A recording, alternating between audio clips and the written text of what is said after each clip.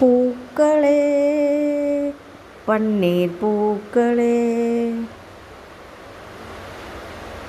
இந்த பூக்கள் இருக்கிற இடத்துல லக்ஷ்மி குடியிருப்பாங்க. நோய் நொடியே அண்டாது. ஆலமரத்தில் உறங்கும் அரசன் அரச மரத்தை சுற்றி வந்து மரமல்லி என்ற பன்னீர் பூவை தொடுத்து கையில் பெற்றுக்கொண்ட லக்ஷ்மி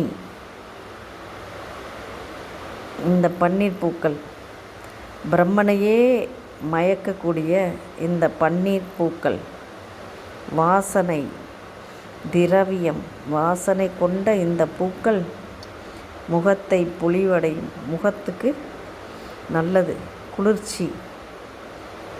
குளிர்ச்சியான இந்த பன்னீர் பூ எல்லா கோயில்கள்லேயும் இருக்கும்.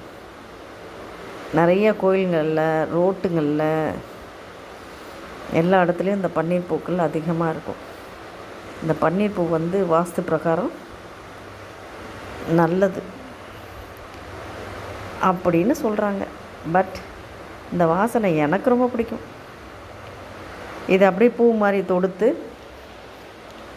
இந்த மாதிரி பின்னல் மாதிரி, இந்த பின்னி இருக்கா அந்த மாதிரி பின்னல் மாதிரி தொடுத்து, இதுக்கு நாரே தேவையில்லை.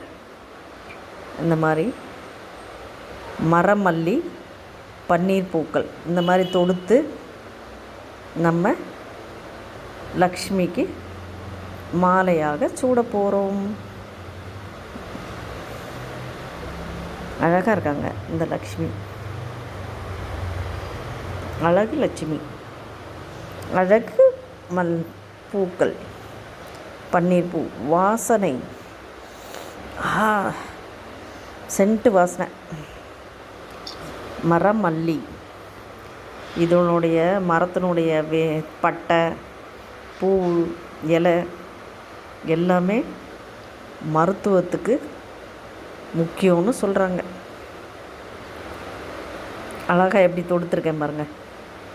நானாக தொடுத்தது மாலை போல் இதை தொடுத்து போடலாம். நம்ம நாரே தேவையில்லை. இந்த ஒரு பூ தான் அப்படி அது மாதிரி நல்லா வளையும் இதனுடைய காம்பு. மற்ற பூவெலாம் வளையாது, சம்பங்கிலாம் வளையாது, உடஞ்சிரும். ஆனால் இந்த பூ நல்லா வச்சு பின்னல் அழகாக பின்னி மாலையாக தொடுக்கலாம். மாலையாக தொடுத்து இந்த கோயிலுங்களெல்லாம் இருந்துச்சுன்னா இதை அப்படியே தொடுத்து மாலையாக போட்டுடலாம்.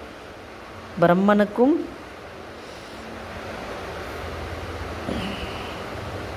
போட்டு மகிழலாம்.